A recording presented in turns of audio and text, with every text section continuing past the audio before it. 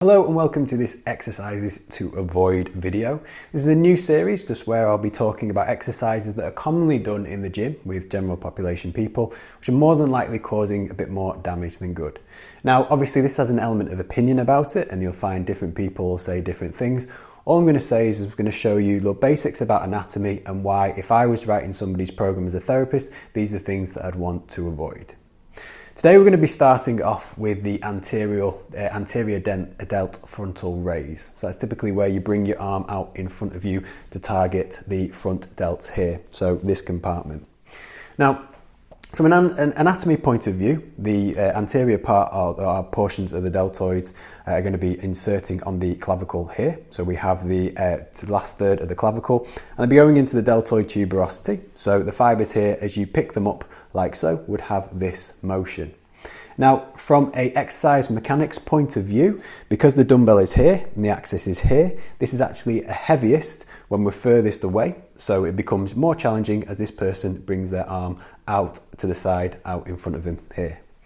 Now, it's not necessarily there's anything wrong with developing the anterior delt, but with a lot of people, due to posture and restrictions, that's an area that gets heavily targeted from doing incline presses or bench press. So it's going to get quite a lot of stimulus anyway from your normal pressing movements. So in isolation, there's not a great deal of reasoning behind doing more work just simply to target this area. But the reason why this is an area that we want to be careful of is, again, when people have internal rotation deficit, so they struggle with internally rotating the arm, the fibers and the tissues around here can get very tight and contracted. And we don't just have muscles here, we have a lot of veins, nerve, lymphatic system, all flowing through and underneath this clavicle and going down the arm. So again, blood flow, lymph flow and nerves all go through this structure. Now, because of the mechanics of the exercise, so again, it's really difficult here, our body has to apply the most amount of force and effort in this position outside with the arm out in front, which means that it's going to get these muscles here to contract very, very hard. The harder they have to contract, the more compressed they can get because they've got to create a lot of tension, and this can create a compression going through this structure. So not only can we get some irritation at the front from a biomechanical point of view, but then it might create a blockage for all the things, again, nerves, lymph and veins and arteries that are going through this section. So I'm just going to show you a very simple drill to assess shoulder health and whether this is something you'd want to be doing with someone at all. And then an alternative you can use, which is going to have a more positive effect on someone's shoulder girdle instead of doing the frontal raise. Okay, so the first thing that you can do to test someone's shoulder health is that you can get them to be seated in this position and just replicate the frontal raise motion that they do. So bring the arm out in front of them, get them to bend their elbow and check the internal rotation. Now for this position, obviously because you have closed the joint a little bit, you should be aiming for at least 45 degrees, which would be about that without any hiking of the shoulder. So keeping that shoulder neutral and just bringing it down to about 45 degrees there. Some people may be able to reach 90, but 45 is the minimum that you'd want to reach for doing this movement. If somebody goes in this position and goes down, it means they've got a major reduction in internal rotation of the shoulder, which means this is not an exercise that you'd be wanting to be doing.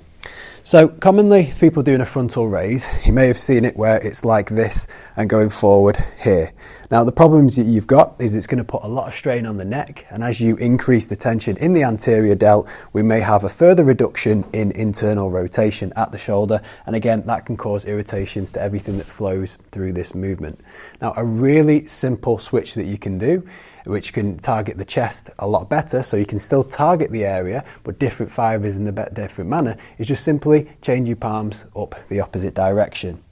So if this is in somebody's program but they're having shoulder irritations and you still want to target around the anterior delt and in the pectoral fibers, what you can do is just get them to bring the head back like so, turn the palms up and then bring the hands together like this, so the palms are facing upwards in that direction. We're going to go back here like so and bring them up here in that direction. Now, turning your palms up towards the ceiling is going to reduce the amount of activity in the anterior delt, but in doing so you're going to get a lot more chest in a position which is favourable for development of the pecs in the lower portions of the fibres. So what we're doing here is that when I'm laid back like so, there's virtually no challenge to the shoulder because the dumbbell is going directly through. But this exercise is hardest when I'm out in this position like so. And it's actually a very effective way of getting the upper portions, so the upper portions of the chest, to fire. So what we'll do is we'll take it away from the anterior delt and more into the upper clavicular fibers, which is going to be a lot more favourable for a lot of people.